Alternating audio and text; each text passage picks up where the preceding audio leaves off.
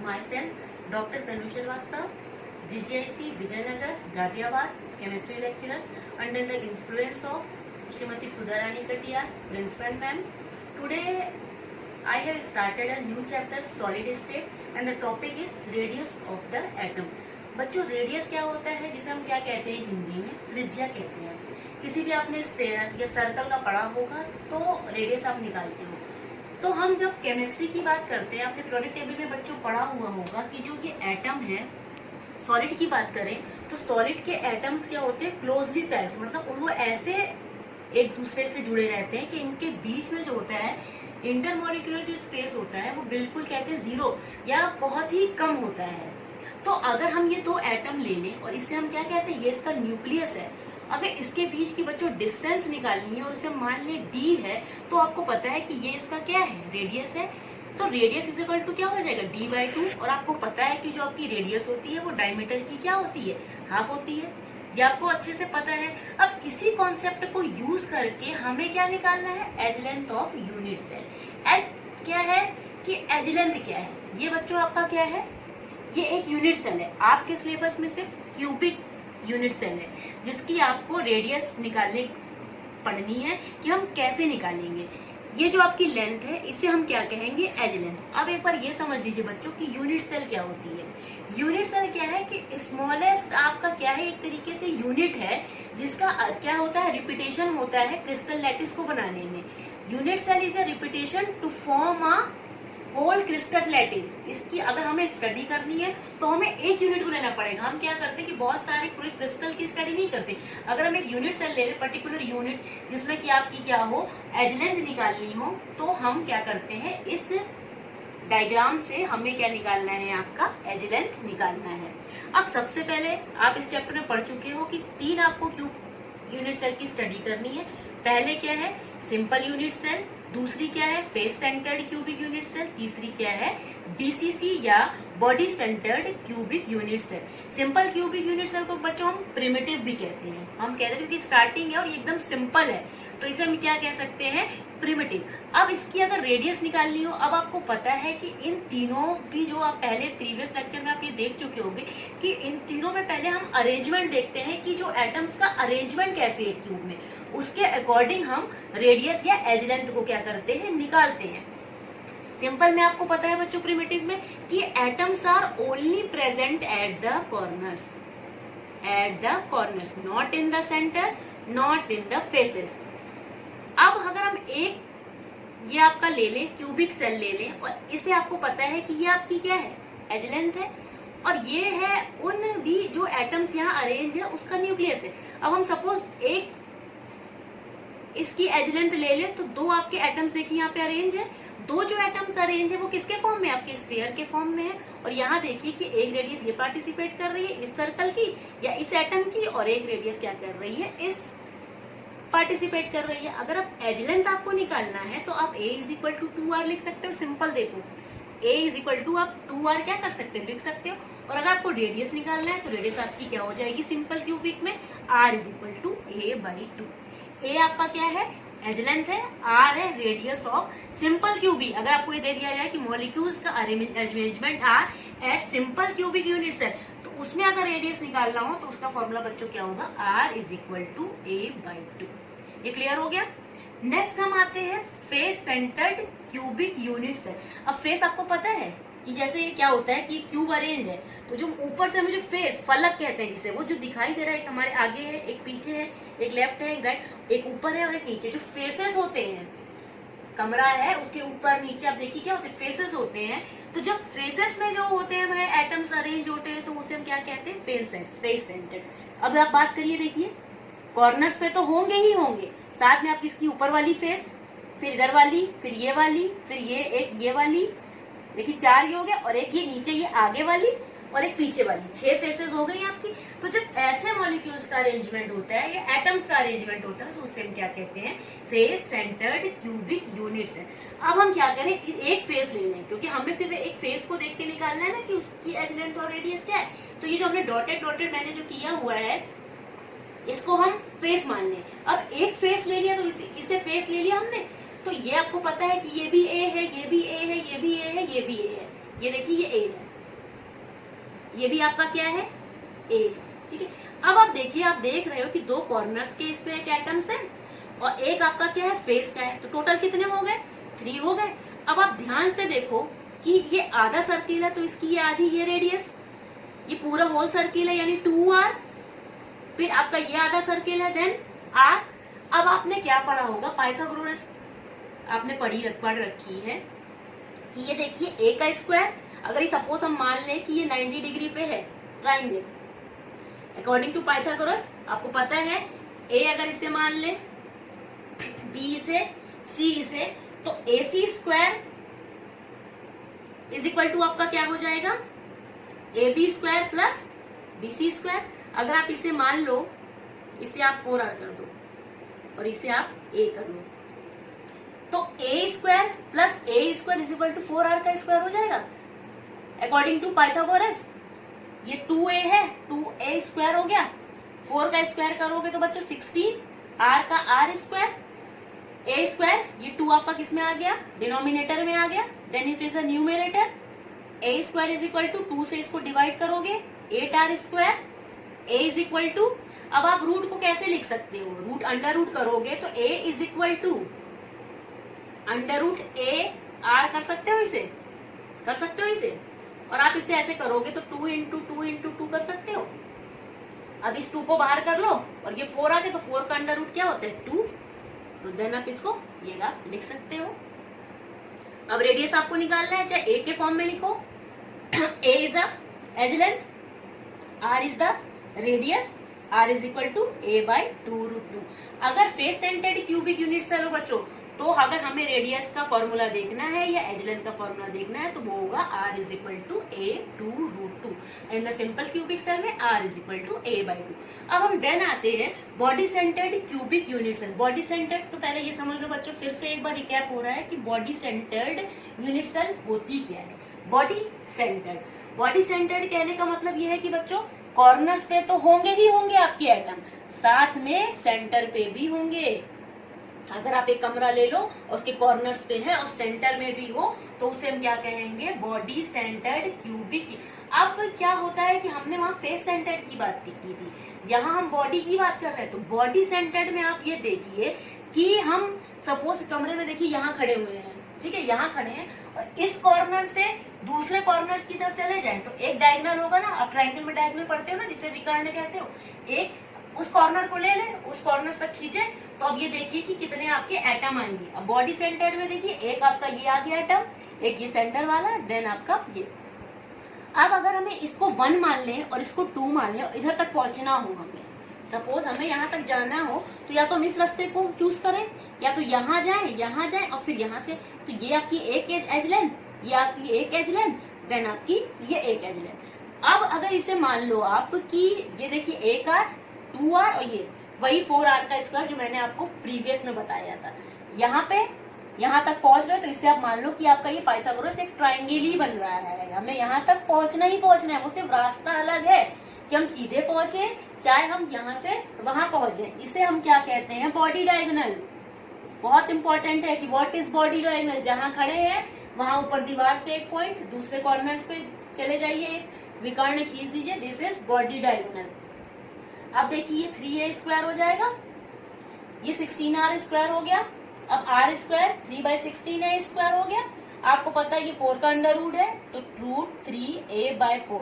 अगर आपको body centred में रेडियस निकालना है तो रूट 3a/4 इज आपका क्या हो जाएगा, body centred cubic unit cell.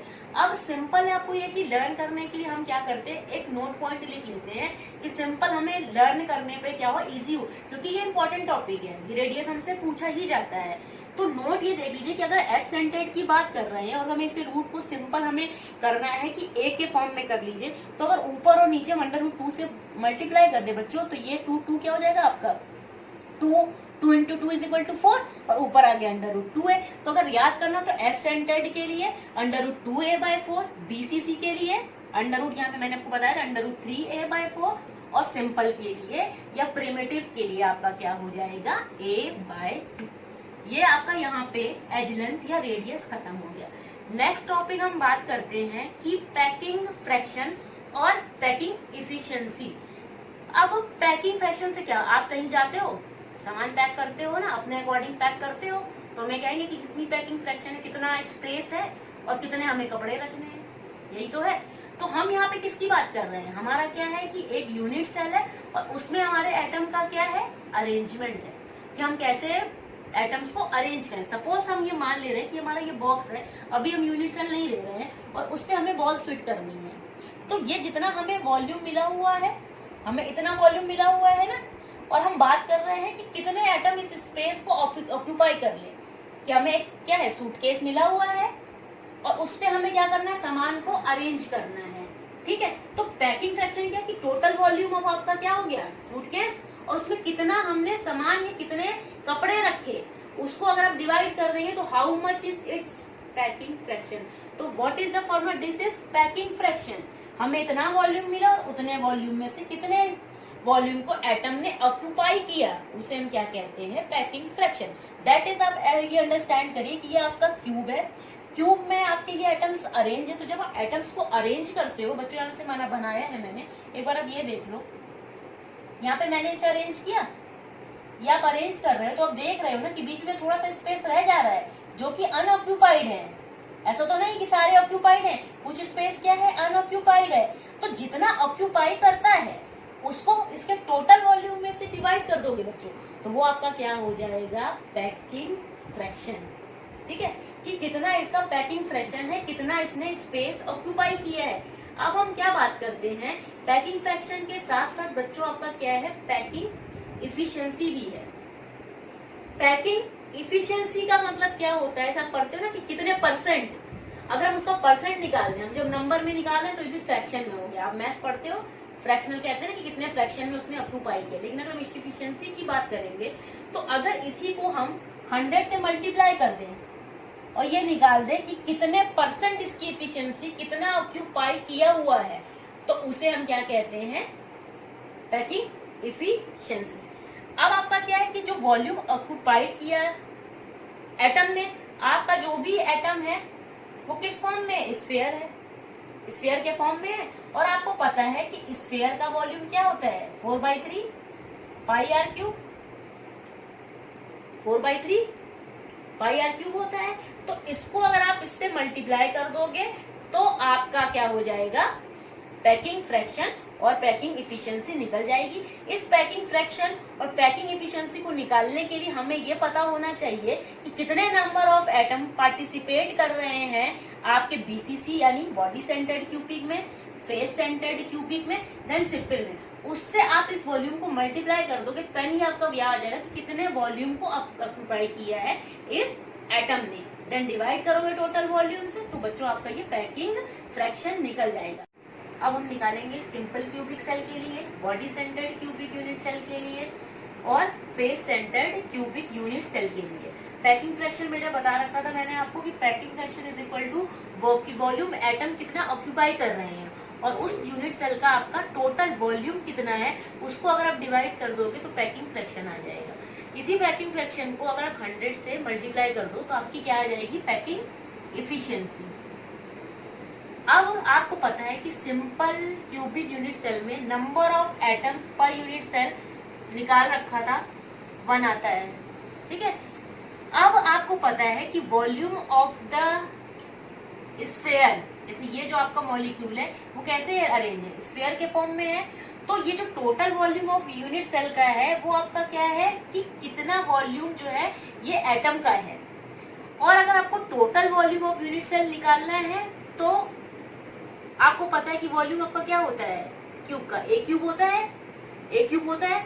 और सिंपल क्यूबिक में ए इक्वल टू मैंने आपका क्या निकाला था, 2r, ए की वैल्यू को भी यहाँ पुट कर दीजिए 2r, तो आपका क्या हो जाएगा 8r क्यूब। ये आपका क्या है, टोटल वॉल्यूम। अब आपको क्या निकाला, कितने वॉल्यूम ऑक्यूपाइड हुए एटम के द्वारा, इसमें एटम कितना वॉल्यूम इस पे ऑक्यूपाई कर रहा है और कितना स्पेस क्या है, खाली रह जा रहा है। तो नंबर ऑफ एटम्स कितने निकले आपके, 1, नंबर ऑफ एटम निकले 1। और एक स्फीयर का वॉल्यूम कितना होता है, मैथ्स में आप लोगों ने पढ़ा होगा 4/3 pi r cube. Number of atom इसमें पार्टिसिपेट जो कर रहा है यूनिट सेल 1 है, इसलिए इसको 1 से मल्टीप्लाई करके डिवाइड कर दीजिए आप टोटल वॉल्यूम से। जब आप इसको टोटल वॉल्यूम से डिवाइड कर दोगे तो आपका ये 0.524 इट्स द पैकिंग फ्रैक्शन। मतलब इस टोटल 100% में से अगर आप इसको 100 से मल्टीप्लाई कर दो तो आपका ये क्या आएगा, पैकिंग इफिशियंसी 52.4%।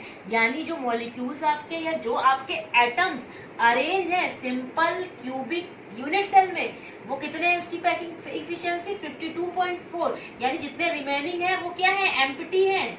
एम्प्टी मतलब खाली है। उन खाली जगहों को हम क्या कहते हैं सॉलिड में, वॉइड। जैसे इसके बीच में अगर कोई जगह रह गई है थोड़ी सी तो इसे हम क्या कहते हैं, वॉइड्स। खाली स्पेस को हम कहते हैं voids. Simple cubic unit cell में बच्चों पैकिंग फ्रैक्शन 0.524 होगा और पैकिंग इफिशियंसी क्या होगी 52.4%। अब हम क्या करते हैं, बॉडी सेंटर्ड क्यूबिक की, वो पहले ही मैंने बता रखा है कि उसमें कैसे आपको रेडियस निकालना है। यानी बॉडी के सेंटर में भी एक आपका क्या हो, एटम प्रेजेंट हो। फिर वहां पे वही केस है कि टोटल आपका वॉल्यूम ले लीजिए, वो आपका क्या हो जाएगा, टोटल वॉल्यूम आपका क्या होगा कि जो आपके, ये देखिए टोटल वॉल्यूम यहाँ पे निकाला तो आर जो है वो इस केस में ये आपकी क्या है, एज लेंथ थी। और बॉडी सेंटर में मैंने आपको निकाला था ना are is equal to √3a/4। और अगर इसमें आपको a की वैल्यू लिखनी तो आप क्या लिख लोगे, 4r डिवाइडेड बाय √3, क्योंकि आपको क्या निकालना है, टोटल वॉल्यूम निकालना है। आपको क्या निकालना है, टोटल वॉल्यूम निकालना है। अब यहाँ पे क्या करोगे, इस फॉर्मूले में आप क्या करोगे कि नंबर ऑफ एटम्स कितने इसमें पार्टिसिपेट कर रहे हैं आपके, देखिए 2। बॉडी सेंटर के केस में कॉर्नर्स का क्या था, 1, और 1 के सेंटर में हो गया तो 1 + 1 कितने हो गए, 2। तो 2 इंटू, और एक स्फीयर का वॉल्यूम आपका क्या है 4/3 πr3। तो 2 का क्या हो जाएगा, 2 इंटू 4/3 πr3। आप उसको वहां पे रख दोगे, वॉल्यूम आपका जो स्फीयर का होगा डिवाइडेड बाय क्या होगा, टोटल वॉल्यूम। टोटल वॉल्यूम आपका क्या है, a³ है। a³ क्या है, 4r/√3 इसका क्यूब। इससे इसको आप इससे डिवाइड कर दो, ये देखिए। तो आप इसको जब सॉल्व करोगे पाई की वैल्यू ये आप ये देखिए यहाँ पे r³ इससे कट गया, और 8/3 आपका ये है πr3, ठीक है। और इसको आप करोगे तो ये आपका क्या आएगा 4r, तो ये 64 हो गया। और ये आपका ये क्या आएगा 3√3, तो ये 3 क्या होगा आपके इस 3 से कट जाएगा, और ये 8 आपने यहाँ लिख दिया, पाई रह गया और √3 रिमेनिंग रह गया। पाई की वैल्यू 3.14 होती है, वो पुट कर दीजिए। जो आप निकालोगे तो आपकी पैकिंग, जो आपका पैकिंग फ्रैक्शन होगा वो क्या आएगा 0.68। अब परसेंट निकालना है तो आप 100 से मल्टीप्लाई कर दोगे। तो इन the case of body centred cubic जो है आपका पैकिंग इफिशियंसी क्या आएगी 68%। यानी जितने रिमेनिंग रहेंगे वो आपके फिर क्या है, एम्प्टी है, और उन्हें हम क्या कहेंगे, वॉइस। अब आप क्या बात करते हो फेस सेंटर्ड क्यूबिक की, इसमें आपका क्या होगा पैकिंग फ्रैक्शन, फेसेस पे भी है, देखिए यहाँ यहाँ यहाँ यहाँ आगे और पीछे। अब इसमें जो आपने रेडियस निकाला था उसका फॉर्मूला क्या था, r is equal to √2a/4। और volume of the atom, formula मैं बार बार नहीं लिख रही हूँ बच्चों, फॉर्मूला आपका वही है कि packing fraction is equal to volume occupied by atom divided by total volume of unit cell.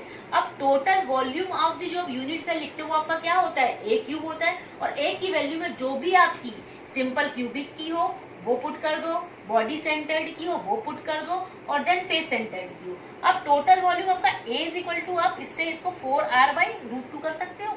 अब इसे आप क्या कर दो a³, तो ये आपका a³ करोगे तो आपका इसका क्या होगा, टोटल वॉल्यूम निकल जाएगा। टोटल वॉल्यूम हो गया। फिर आपका कितने ऑक्यूपाई एटम ने किए उसका वॉल्यूम। तो इसमें फेस सेंटर्ड में आपको पता है कि 4 एक एटम, नंबर ऑफ एटम पर unit cell. In the case of simple cubic only 1। Body centred cubic unit cell में number of atoms in per unit cell 2। Face centred में नंबर ऑफ एटम पर यूनिट सेल इज 4। तो इसलिए आपने यहाँ पे 4 से एक का वॉल्यूम कितना होता है स्फीयर का 4/3 πr3। तो 4 का क्या होगा 4 इंटू 4/3 πr3। अब इसको आप मल्टीप्लाई कर दोगे तो 16/3 πr3 आ जाएगा। देन a³ यानी total volume of the unit cell multiply कर। अब पैकिंग फ्रैक्शन निकालना है तो पैकिंग फ्रैक्शन के लिए volume of occupied by atom divided by total volume, इससे आप डिवाइड कर दो। तो इससे आप डिवाइड करोगे तो ये देखिए 4r का क्यूब ये आर इससे कट जाएगा, फिर यहाँ पे भी आप पाई की वैल्यू पुट कर देना, √2 को आप लिखोगे 2√2 हो जाएगा। इससे जो आप पैकिंग फ्रैक्शन निकालोगे वो आपका क्या होगा 0.74। फिर पैकिंग अगर इफिशियंसी निकालना है तो आप 100 से क्या करोगे मल्टीप्लाई कर दोगे, तो 0.74 into 100, that is in the case of F centred या face centred cubic unit cell 74% जो होता है आपका क्लोजली पैक्ड स्ट्रक्चर होता है, और एम्प्टी स्पेस कितना होता है 100 में से माइनस कर दोगे तो वो आपके जितना स्पेस खाली होगा उसे हम वॉइड कहते हैं। ये क्वेश्चन बहुत आता है कि इन तीनों स्ट्रक्चर में किसमें मॉलिक्यूल्स बहुत ही अच्छे से परफेक्शन से क्लोजली पैक्ड स्ट्रक्चर बनाते हैं जिसमें कि वॉइड्स बहुत कम होते हैं। तो सबसे अच्छी इफिशियंसी, सबसे बेटर इफिशियंसी, सबसे better number of the molecules closely packed किसमें है FCC. FCC is the short form of the face centred cubic unit cell. तो सबसे ज्यादा फेस सेंटर्ड में, देन आपका बॉडी सेंटर्ड क्यूबिक में, देन आपका सिंपल क्यूबिक या प्रिमिटिव यूनिट सेल। आप ये लिख दीजिए। या आप यहाँ पे बच्चों देख रहे हैं कि यहाँ पे ये हमने निकाल लिया है कि कैसे हम आपको बता सकते हैं कि कैसे इस क्यूब में कैसे आपके जो मॉलिक्यूल है क्लोजली पैक्ड हैं, कितना स्पेस बचा है कितना नहीं है। बुक्स में ये क्लियरली करके नहीं दिखाया गया है, लेकिन अगर आप ये क्लियरली इसका ये देख लोगे तो आपको समझ में आ जाएगा और आपको याद करने की बिल्कुल जरूरत नहीं पड़ेगी कि किसमें ज्यादा होगा। ऐसे भी याद करोगे कि फेस सेंटर्ड में ज्यादा होता है, बॉडी में ज्यादा होता है, लेकिन अगर आपको ये पता चल जाए कि हम निकालते कैसे, फॉर्मूला आपको पता है कि packing fraction is equal to volume occupied by atom divided by total volume of the unit cell, और वॉल्यूम ऑफ द स्फीयर बस इतना दिमाग में रखो कि volume of the sphere is 4/3 pi r cube. वो आपको सब में पुट करना है। वो आपका क्या होगा ए की वैल्यू सिंपल क्यूबिक में, बॉडी सेंटर्ड में, देन फेस सेंटर्ड में अलग अलग है। अगर वॉल्यूम ऑक्यूपाइड बाय एटम आपको निकालना है तो आप क्या करोगे, ये याद रख लो कि अगर नंबर ऑफ एटम्स अगर आपका सिंपल है तो 1 रहेंगे, पार्टिसिपेट करेंगे। बॉडी सेंटर्ड क्यूबिक में नंबर ऑफ एटम पर unit cell is 2, number of atom is face centred cubic is 4। इस 4 को आप वॉल्यूम ऑफ द स्फीयर से मल्टीप्लाई कर दोगे तो वॉल्यूम ऑक्यूपाइड बाय एटम निकल आएगा डिवाइडेड बाय आपका टोटल वॉल्यूम। वहां पे आप ए की वैल्यू पुट कर दोगे, पैकिंग फ्रैक्शन निकलेगा, देन 100 से मल्टीप्लाई कर दोगे, पैकिंग इफिशियंसी निकल जाएगी, जो रिमेनिंग रह जाएगा वो आपको वॉइड्स होगा। और सबसे परफेक्शन इफिशियंसी की क्या है आपकी face centred cubic unit cell. Thank you.